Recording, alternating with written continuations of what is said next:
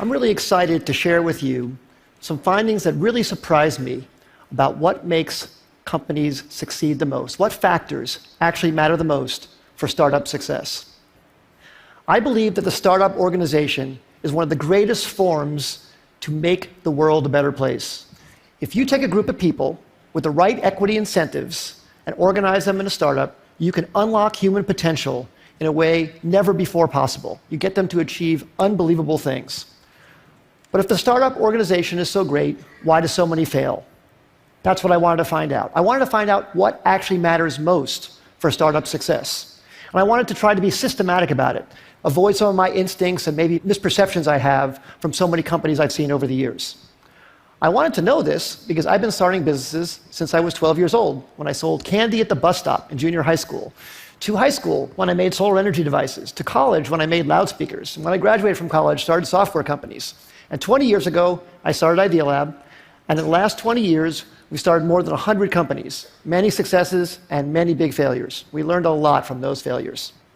So I tried to look across what factors accounted the most for company success and failure. So I looked at these 5. First, the idea. I used to think that the idea was everything. I named my company Idea Lab, and how much I worship the aha moment when you first come up with the idea. But then over time, I came to think that maybe the team, the execution, adaptability, that mattered even more than the idea. I never thought I'd be quoting boxer Mike Tyson on the TED stage, but he once said, "Everybody has a plan until they get punched in the face." And I think that's so true about business as well. So much about a team's execution is its ability to adapt to getting punched in the face by the customer. The customer is the true reality. And that's why I came to think that the team maybe was the most important thing. Then I started looking at the business model. Does the company have a very clear path generating customer revenues? That started rising to the top in my thinking about maybe what mattered most for success. Then I looked at the funding. Sometimes companies received intense amount of funding. Maybe that's the most important thing. And then, of course, the timing. Is the idea way too early and the world's not ready for it? Is it early, meaning you're in advance and you have to educate the world? Is it just right, or is it too late and there's already too many competitors? So I tried to look very carefully at these 5 factors across many companies. And I looked across all 100 Idea Lab companies and 100 non-Idea Lab companies to try and come up with something scientific about it. So first, on these Idea Lab companies, the top 5 companies, CitySearch, Cars Direct, GoTo, NetZero, Tickets.com, those all became billion-dollar successes. And the 5 companies on the bottom, Z.com, Insider Pages, My Life, Desktop Factory, People Inc., we all had high hopes for, but didn't succeed. So I tried to rank across all of those attributes how I felt those companies scored on each of those dimensions. And then for non-Idea Lab companies, I looked at wild successes like Airbnb and Instagram and Uber and YouTube and LinkedIn, and some failures, Webvan, Cosmo, Pets.com, Flues, and Friendster. The bottom companies had intense funding. They even had business models in some cases, but they didn't succeed. I tried to look at what factors actually accounted the most for success and failure across all these companies, and the results really surprised me. The number one thing was timing. Timing accounted for 42% of the difference between success and failure. Team and execution came in second, and the idea, the differentiability of the idea, the unique idea, that actually came in third. Now, this isn't absolutely definitive. It's not to say that the idea isn't important. But it very much surprised me that the idea wasn't the most important thing. Sometimes it mattered more when it was actually timed.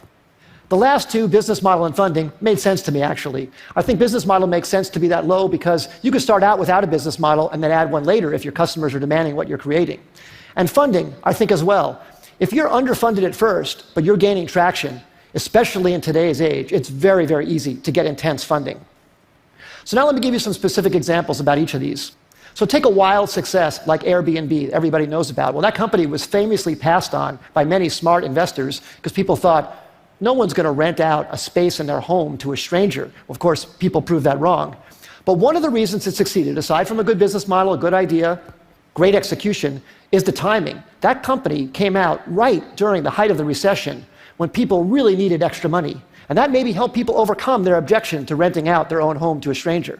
Same thing with Uber. Uber came out, incredible company, incredible business model, great execution too, but the timing was so perfect for their need to get drivers into the system. Drivers were looking for extra money. It was very, very important. Some of our early successes, CitySearch came out when people needed web pages. GoTo.com, which we announced actually at TED in 1998, was when companies were looking for cost-effective ways to get traffic. We thought the idea was so great, but actually the timing was probably maybe more important. And then some of our failures. We started a company called Z.com. It was an online entertainment company. We were so excited about it. We raised enough money. We had a great business model. We'd even signed incredibly great Hollywood talent to join the company. But broadband penetration was too low in 1999, 2000. It was too hard to watch video content online. You had to put codecs in your browser and do all this stuff. And the company eventually went out of business in 2003. Just 2 years later, when the codec problem was solved by Adobe Flash, and when broadband penetration crossed 50% in America, YouTube was perfectly timed. Great idea, but unbelievable timing. And in fact, YouTube didn't even have a business model when it first started. It wasn't even it was certain that that would work out. But that was beautifully, beautifully timed. So what I would say in summary is execution definitely matters a lot. The idea matters a lot, but timing might matter even more. And the best way to really assess timing is to really look whether consumers are really ready for what you have to offer them, and to be really, really honest about it, not be in denial about any results that you see. Because if you have something you love, you want to push it forward, but you have to be very, very honest about that factor on timing.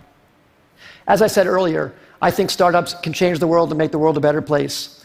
I hope some of these insights can maybe help you have a slightly higher success ratio and thus make something great come to the world that wouldn't have happened otherwise.